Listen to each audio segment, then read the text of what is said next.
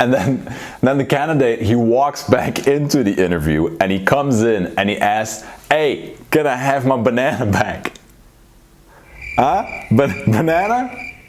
No? Ah, you should have been there. Now, if you thought that was cringe or awkward, it was, and mainly because it was a prepared joke. And that's one of the most frequently asked questions I get when it comes to storytelling or presenting or pitching is, "Hey Marnick, my content is boring," or "My content is okay and my speech is okay, but can you help me put in some more jokes?" And when I hear someone saying, "Marnick, can you help me put in some more jokes to spice up my story?" in my head it goes like, no.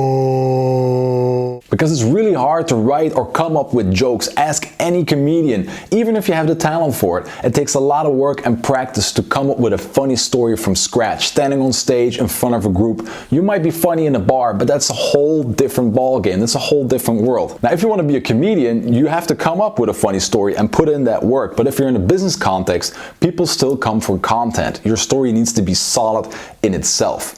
If it's funny, if it's entertaining, that's great, it's a plus. But it cannot only be entertainment. The jokes or the funny moments shouldn't be there to camouflage your bad story or your boring content. And there's one big rule, and it also says it in the book: if you're not funny, don't try to be funny. Because that will create awkward and cringy moments like the example with the banana. And what it will do is it will downsize your credibility, it will increase your nerves, and it will destroy your story before you even start it. But does that mean you can't be funny or entertaining without being a comedian? No. There are 3 ways that will always get you a laugh. Number 1, observation. People all around the world love it when you talk about something they recognize, they know. You make an observation, you will get the laugh. For example, I had to give a speech in Copenhagen and I start talking at a certain point in the story about how cool I think their fancy-pantsy taxis are compared to the taxis in Belgium.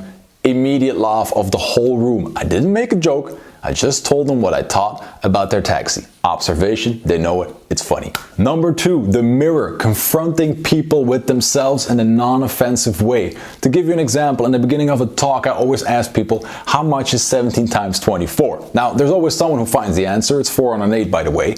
But then I ask the audience, who thought when I asked you this question, someone else will solve this for me? All over the world, more than 60% raises their hand laughing, nodding like, oh my God, that's me, I was too lazy to solve it myself. No joke, just confronting people with themselves in a non-offensive way. Always works. Number 3, contrast. Enlarge points you want to make or comparisons that you're making. For example, when I'm talking about being active in a multinational and you're working really hard on your career, I always start by saying, this is how the men start out their career, Magic Mikes. Then I start talking about how the women start a career, Motivated, Wonder Woman. And then I say, but after a year, working really hard, bumping into corporate walls, they look like this. Always gets a laugh. Is it a joke?